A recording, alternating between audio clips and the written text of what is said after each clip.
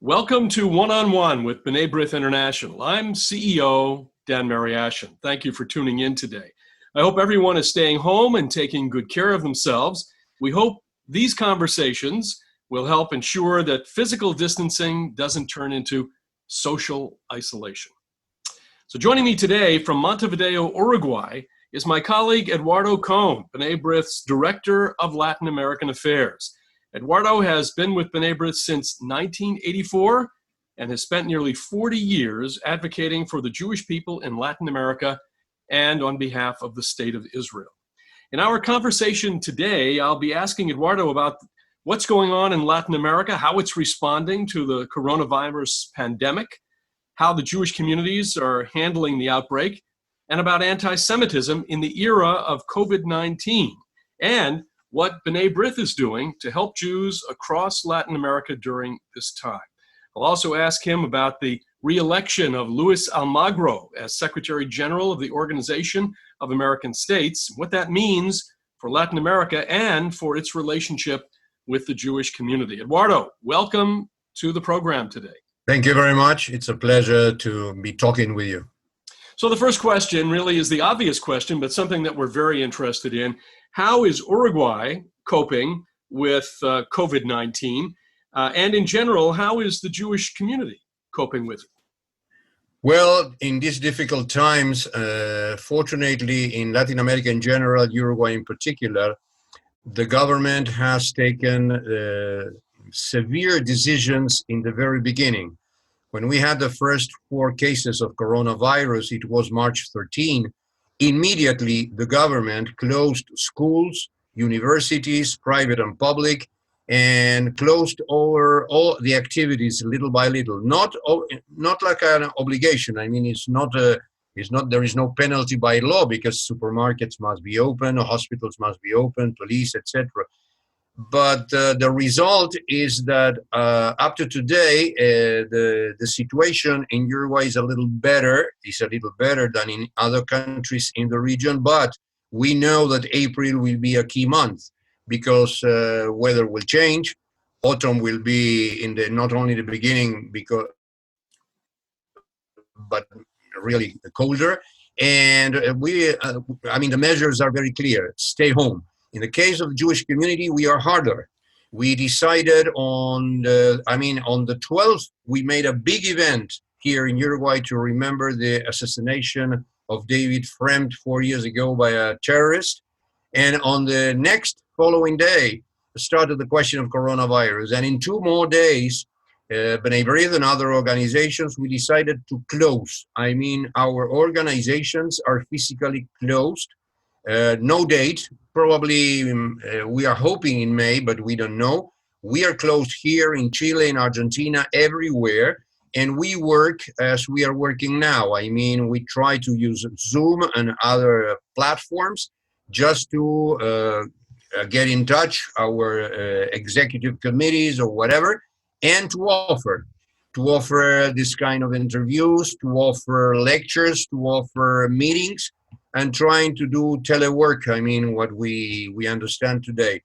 The Jewish community, fortunately, has obeyed immediately all over and has decided that besides the decisions of different governments, because there are governments that have taken in Latin America very bad decisions, Jewish communities understood that the only solution is to stay home. Well, I want to talk about other Latin American countries for a moment, your neighboring countries. And in particular, Venezuela, which is not a neighboring country, but of course, Latin America, South America is a very large land expanse. But what do you hear from other countries, and what are we hearing from Venezuela, which of course we know under normal, quote unquote, normal circumstances, the people suffer. What is it that you're learning? Well, in the case of Venezuela, Venezuela is living a tragedy for many, many years, and the coronavirus is another tragedy over the tragedy. Unfortunately, there are no serious news about how many people is getting the coronavirus, but the real thing is that the borders are closed. Colombia closed the borders, other neighbor countries closed borders, just to not to be in touch.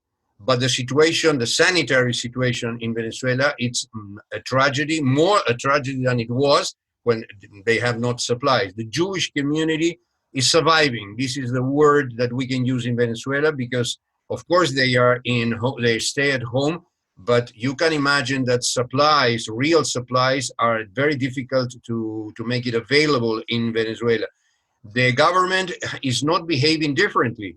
Yesterday, they put in prison people of President Guaido in jail. They caught them and they put them in jail. Imagine the situation in jail with coronavirus.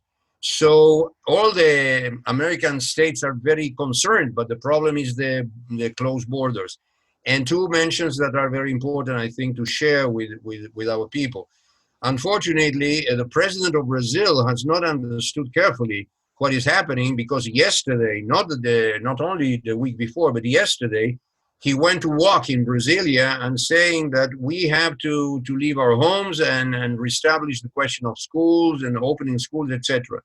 Well, there have been two things in Brazil. Twitter erased those tweets that the president of Brazil made. Of course, the Jewish community is obeying and doing what the governors, because it's a federal state, what the governors are saying, and the governors are saying what you are being said in the United States or in Israel, stay home, and stay home seriously.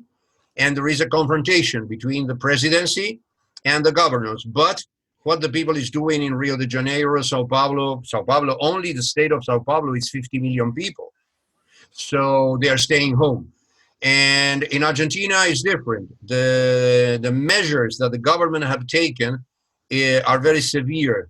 I mean, there is an obligatory quarantine. If you don't have a special permission to be in the street, you go to jail. I mean, you have a fine, a very important fine. Your car is taken by the government, and you go to jail. There have been in last week, more than 20,000 people that were caught in the streets without the permission. And now Argentina has decided yesterday to go on with a quarantine for all April. In Chile, in Chile and in Ecuador, in Paraguay and in Peru, there's a curfew. After 8 o'clock, there's a curfew. You don't dare to go to the streets. Fortunately, the Jewish communities have understood this, and as I said, plus, and they not only stay at home, they communicate between each other, and they communicate in Latin America, and we do our things. I mean, we are going to celebrate just like this, to celebrate, but we are doing to celebrate Pesach. I mean, by the screen, but Pesach, we are going to commemorate Yom HaShoah, and we are preparing for that. But and we understand that we have to say to the countries and to say to our people, that's what we're working for socially, to stay at home. We are an NGO, and we have to help for that. Eduardo, let's go back to Uruguay for a minute, because your Jewish community really is no different than any community. There are a lot of senior citizens, and one of the things with coronavirus, of course, we're all under self-quarantine, we're all inside, we're on lockdown, whatever you want to call it. And seniors, who are the most at risk in the community, are many times alone, either in senior facilities like Bnai Brith has, where they must stay in their rooms, but there is contact with others. They're in a building with apartments and so forth, but there are other seniors who are living alone. You have a community of seniors in Uruguay. How are you dealing with that in Montevideo? In various, we have various different actions to do. There are seniors in the Jewish senior house. We have a senior house, one, and what the senior house is trying to do every day is that the people that can do it, of course, senior, to be in touch with the family, by WhatsApp, by the screen, by a laptop, whatever. They try to give them entertainment as much as they can, but the most important is to be in touch with the family, to see that the family is okay, it's closed, they can visit them. but to be in touch. In the case of Bnei Brith, we are doing the same because we have an important senior population which is in their houses, in their homes, sometimes alone.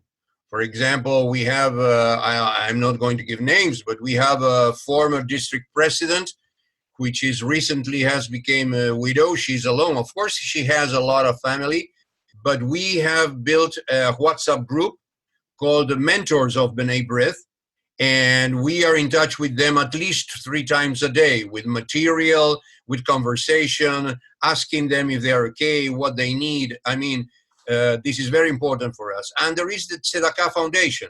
The Tzedakah Foundation has the most, I would say the hardest work, because the Tzedakah Foundation has to deal with the people that is not only alone and live in their homes, and they have to give them food, etc., taking food for them every single day and trying to help them to live these days. But we are having actions in different ways, and in Bnei Brith in particular, I repeat, we are in touch with them every single day, at least 3 times a day, morning, noon, and afternoon. What type of programming are you developing in Latin America for members and Jewish communities in places like Chile, in Central America? Let's talk about normally what happens in Bnei Brith in terms of the wide and diverse programming that Bnei Brith provides in the various communities. Just take a couple of examples. When we get back to normal, what kinds of things are Bnei Brith members and Bnei Brith lodges doing to provide programming for their communities? Well, we are working in 2 different roads. For example, we are starting today for all Latin America, for all Bnei Brith Latin America, during 4 consecutive Mondays. We are starting political conferences from Gabriel Ventasgal, which is the leader of Asada Sheini. He speaks very well Spanish. He's a professor. Today, he's going to speak about the recent question of the elections in Israel and how is the situation of coronavirus. But next week, he will speak about radical Islam. Then he will speak about anti-Semitism in this century, and then Israeli democracy after elections. This is something that we are offering, and we have planned together with Eduardo Weinstein, which is the president of Bnei Brith Latin America in Chile. Chile is doing the technical work, but but every country, 19 countries of Bnei Brith are going to get inside this Zoom conference, which has place for 500 people. This is a question of conference. The same thing are doing the Bnei Brith locally. For instance, in Uruguay, we are going to do in 2 weeks what we call after office lecture, which not will be after office because there is no offices, but about some interesting issue that we are dealing with, coronavirus and how we work from home or whatever, with a local lecturer. What we in Chile the same, in Argentina the same. We are trying to offer different options to listen from the screen. The other thing is doing our social work. It's not easy to do by screen, but we are doing. In Uruguay, we're planning, for example, we have contact in Uruguay, in Chile, in Argentina, in Brazil, in every country. We have contact with non-Jewish organizations, schools, hospitals, whatever, that they receive our work, donations or a normal work. What we are talking with them now, for instance, in Uruguay, we are talking with a series of schools to give them the food that they should receive and they are not receiving. And we are buying them, and we are trying to program how they can get it with all these prohibitions that we have of social distancing. But I think that in the case of health, well, we are trying to give all the things we can buy in the market, which is not very easy because, of course, the big things and the good things we have to import, but the same things with the healthcare, which they need everything. If we can to offer personal help, we would do it. But unfortunately, we can't. We have to be very careful with that. But this social integration with the rest of the society we are doing, we are in contact with the governments, all the countries. We are in contact with governments. We have a committee of the community. Bnai Brith is inside in every community, every emergency or whatever. We are in touch with the secretary of the presidency and the interior minister or whatever. And the other thing that we have done, it has been through the Israeli embassy country. They have worked with the foreign ministry to send the Israelis back to Israel, and this has been a very hard work, especially in Peru, in Bolivia, but it was done by the Israeli embassy. In those places, Costa Rica, Bolivia, Peru, it was impossible to do by only one person of one embassy. And Joseph Gabriel, for example, which is a Bnai Brith president in Costa Rica, was instrumental to do together the others. Eduardo, I just want to move to another subject. There was an election for the new Secretary General of the Organization of American States. The OAS is that body of all of the Latin American states. It's based here in Washington, D.C. Bnai Brith was the first non-governmental organization in the Jewish community to be granted official status as an NGO to the OAS. So we have a great interest in it. And as it happens, the Secretary General of the OAS, at least over the past term, has been an Uruguayan, Luis Almagro, and he faced re-election not too long ago, not too many days ago, and was re-elected. Tell us what that means for the OAS and what it means for Bnai Brith. Well, it means a lot, because the OAS is the only organization in the Americas gathering all the countries of the three Americas. So it is very important who is the Secretary General to run it, not only in a crisis, but all the time.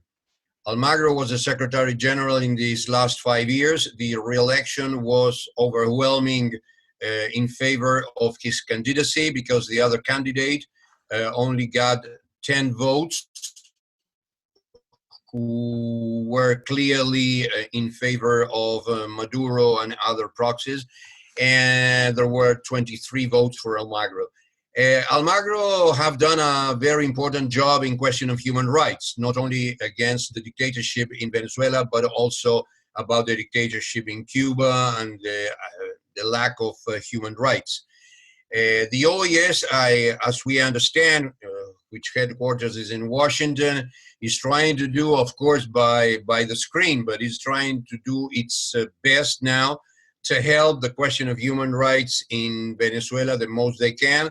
And it's important that Almagro has been reelected, because the American system, the inter-American system, will now know that after this coronavirus ends, because someday will end, the defense of democracy and the combat to all kind of discrimination and violation of human rights, and especially the combat of anti-Semitism, which is not disappearing in the world, on the contrary.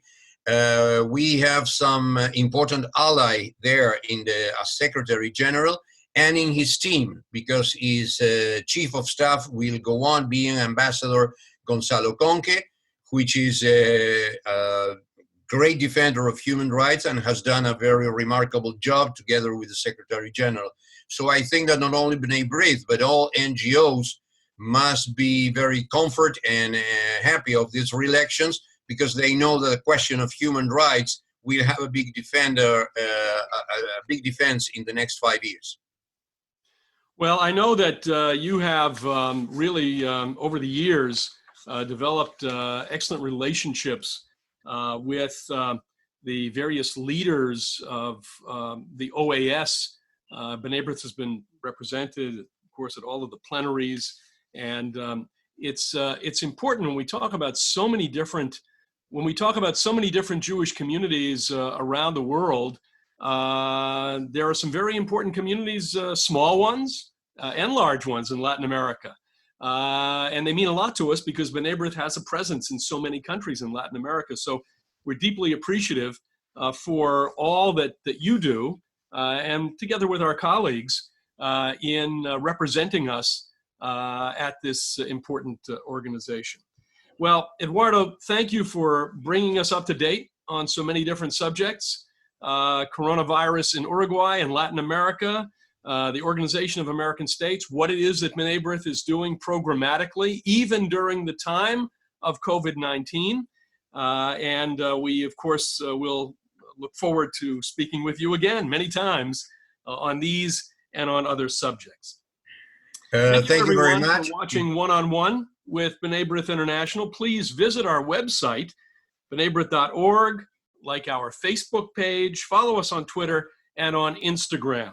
And lastly, tell a friend about us. For my colleague, Eduardo Kohn, I'm Dan Mariaschin. We'll talk to you next time on Bnei Brith One-on-One. Everyone, please stay safe.